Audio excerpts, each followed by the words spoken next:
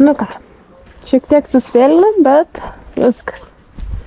Mocis paruoštas, tikiuosi niekas neišbildės, neiškris. Ir ką, ruošiamės į kelią. Šiandien vėlokai atvažiuosim į tikslą. Nu bet ką. Yra kaip yra.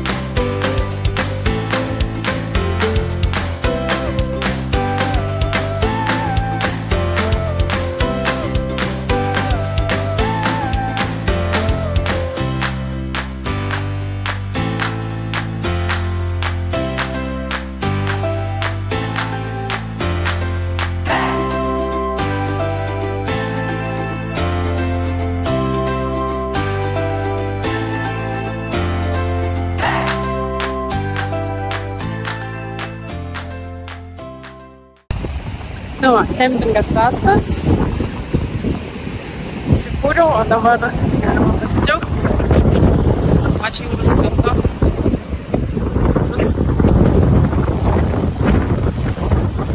Biškis nuotykis, bet svarbiausia, kad tikslas pasiektas. Lapinė pastatyta. Galima bus eiti pailsėti ir ruoštis rytoj. Tai va, visą naktį lyjo, dabar šlapia, išvažiuosim per lietų, aprangytė paruošta. Labai noriu, bet šiandien kempingo tikrai nebus.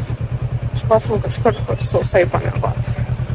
Tai va, kad ir per lietų, kad nuotaikos vis tiek geras. Važiuosim.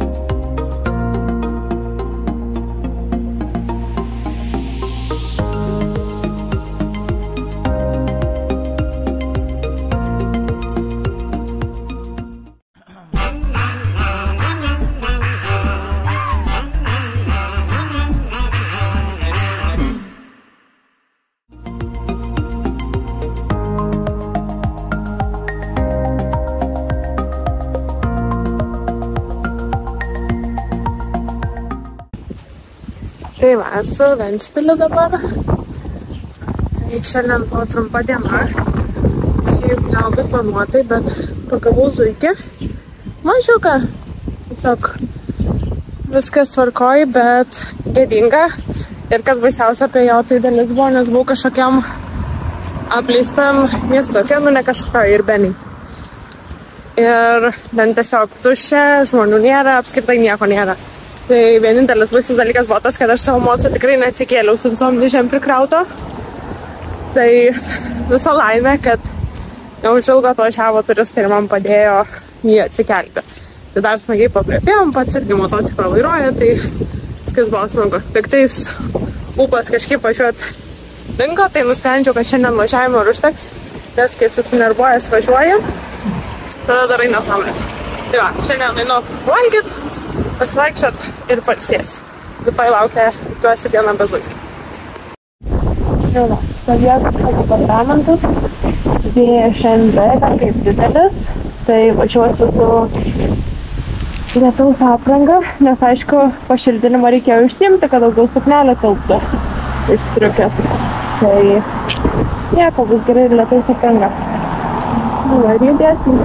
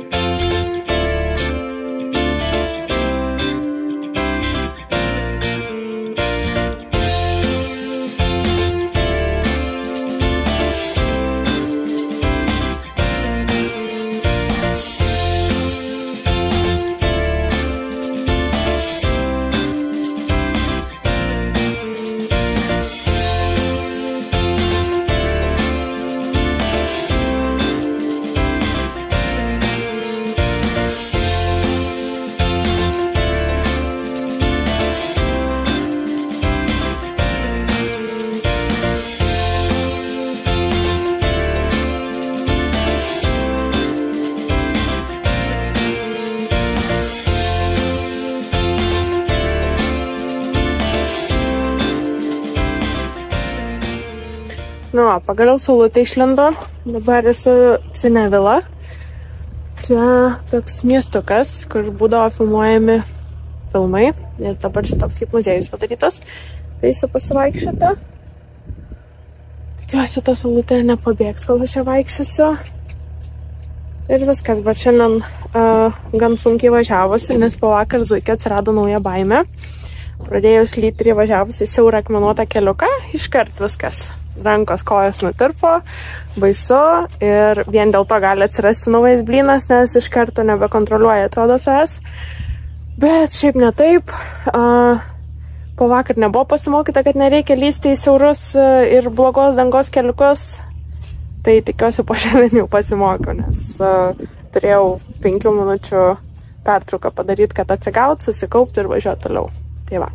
tiek žinių. Einu.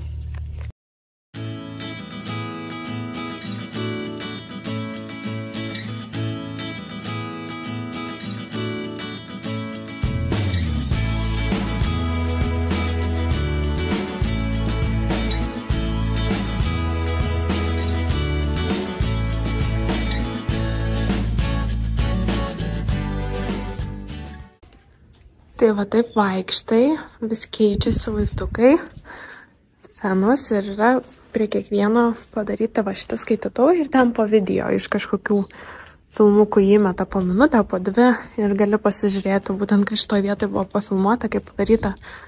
Tai žiauriai cool. Vienintelė instrukcija čia eiti žaliom varnelėm, kur pažymėta, rodiklytėm tiksliau. Tai nebūčiau aš, jeigu aš būčiau jau jas pametus, kažkur nuklydau, bet žodžiu lyja, tai bent po stogu dabar esu. Tai va, žodžiu, reikia nepamesti žalių rodiklyčių ir nesugalvoti eiti ten, kur, ten gražiau, aš nueisiu ten.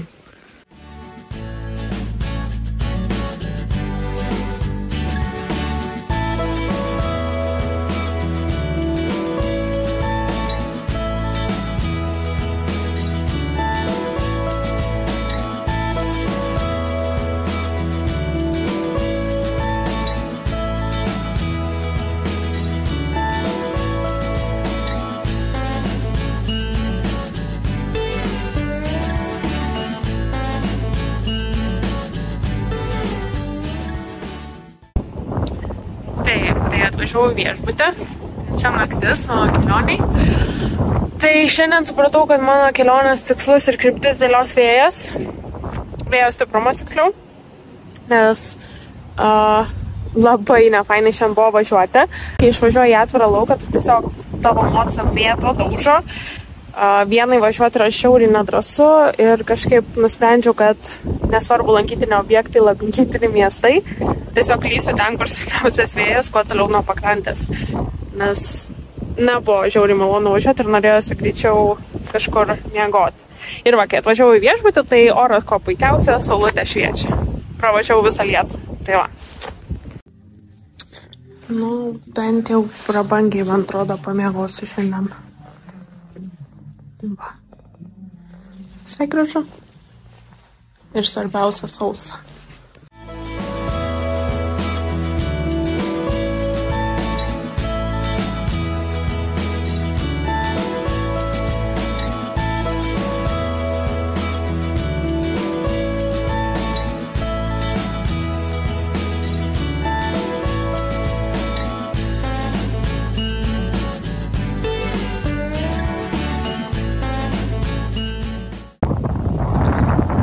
Dabar esu Brėly pėstute, jeigu teisingai tariu.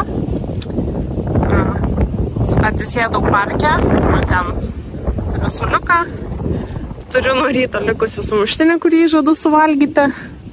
Buvau Lėlių muziejui, įkelsiu video, šiaip labai pralinksmino ir labai faina dalis ta, kad paklausė iš kur aš ir įjungė per garsiakalbius lietuvių kalba visą informaciją būtent apie tą muziejų. Tai buvo labai smagu ne tik žiūrėti, bet ir klausyti ir žinoti, į ką žiūri. Tai va, pietų pertrauka. Ryto likęs sumuštinis su tokio vaizdeliu. Žmonių namuose. Tai 2009 metais Lorlena gavo Latvijos prezidento Valdžio Zatlerio užsakymą pagaminti 2 lėles latvių tautiniais kostiumais kaip dovaną Ispanijos karaliui Juanui Karlosui. Be to, 2016 metais 2 lėlės apsigyveno privačioje grupės Aha solisto Mortino Harkeno kolekcijoje. Latlenos darbų galima rasti ir kino režisieriaus Janio Streičio, buvusio prezidento Valdžio Zatlerio, pirmosios ponios Ivetos Vejone ir daugybės kitų namuose. Iš galerijos kolekcijos lėlės išvažiuoja pasirodyti įvairiausių šalių parodas. Konkursuose jos nekartą užėmė prizinės vietas. Jų O taip atrodo mano navigacinis telefonas.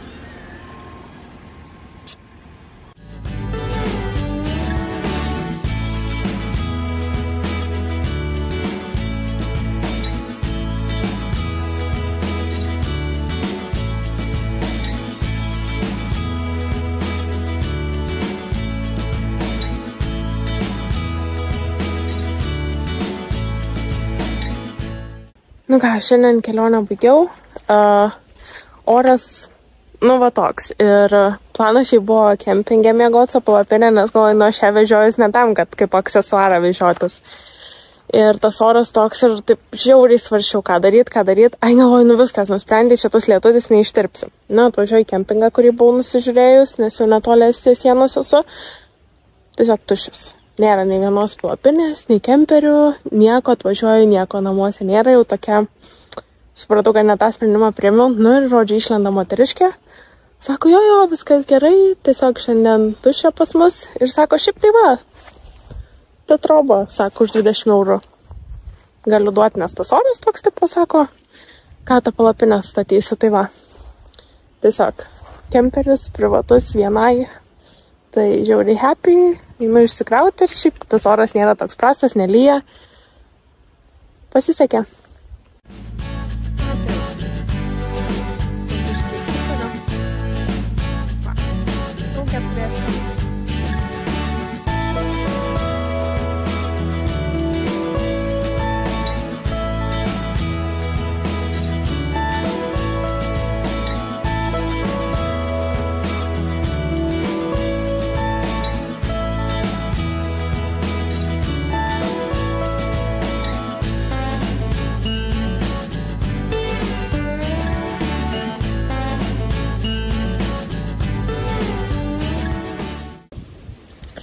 Nu va, rytą pradedam su kavyte,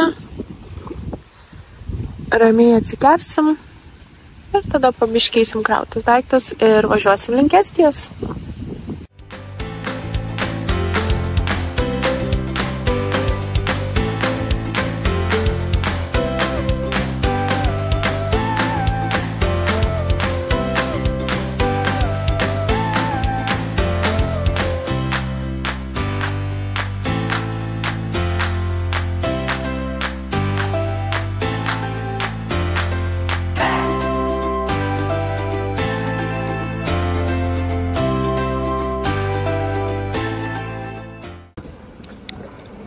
Taip, tai atvykau šiandien į Estiją, Tatrų miestą. Tai dabar šiek tiek pasivaikšto senamiestį, oras kaip su laika tradicinis jau šitos mano kelionės. Tai aš čia daug slampinėti ir nenoriu, tai va apeinu, ką reikia apeiti ir važiuosiu toliau.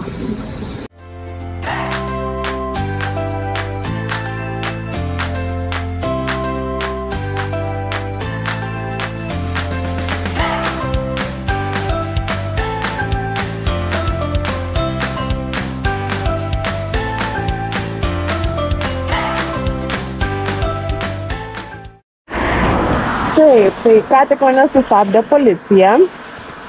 Pasirodo, šiek tiek greitį viršijau, ko nepastebėjau.